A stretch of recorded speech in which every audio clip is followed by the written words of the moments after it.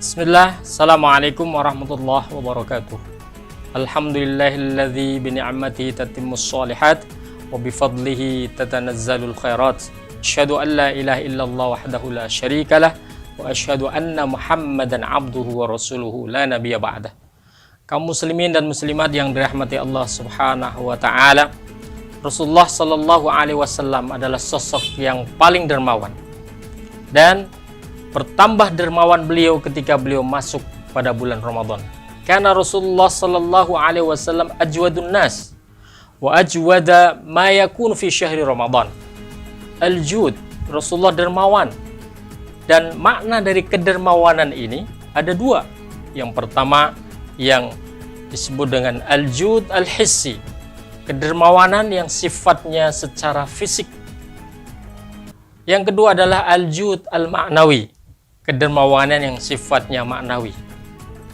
Dermawan secara fisik mungkin beliau memberikan sedekah, membantu kepada yang lain, hal-hal yang mungkin dibutuhkan, pertolongan dan lain sebagainya. Kemudian yang kedua adalah al-jud, kebaikan yang sifatnya al-maknawi. Beliau selalu mendekat kepada Allah Subhanahu wa taala, dan begitu seterusnya.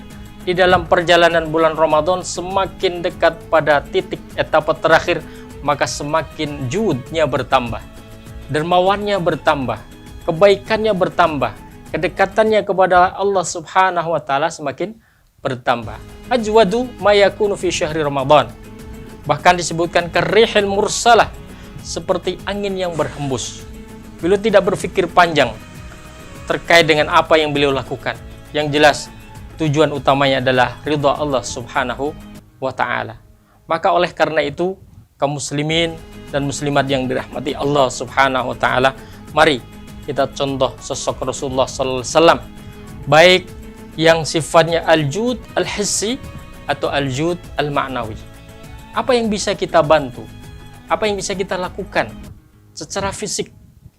Secara pertolongan kepada orang lain, membutuhkan bantuan.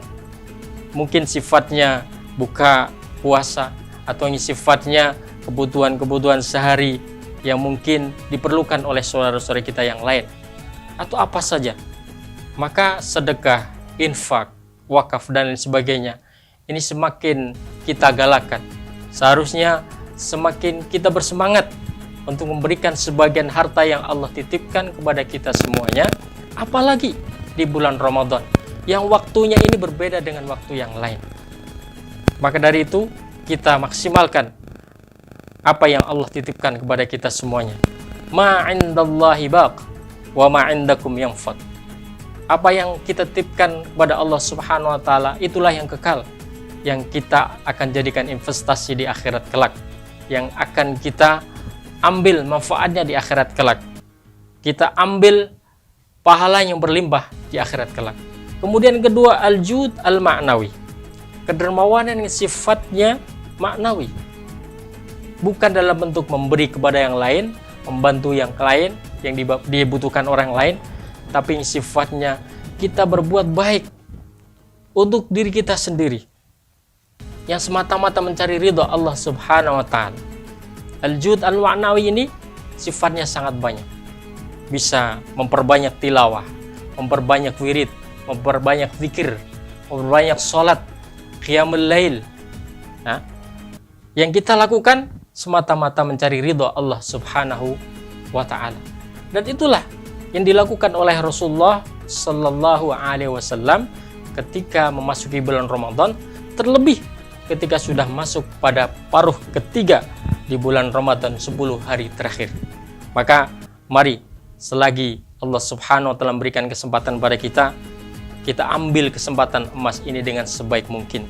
10 hari terakhir di bulan Ramadan ini adalah musim-musim ketaatan yang harus kita naikkan tingkatnya. Levelnya harus kita tambah.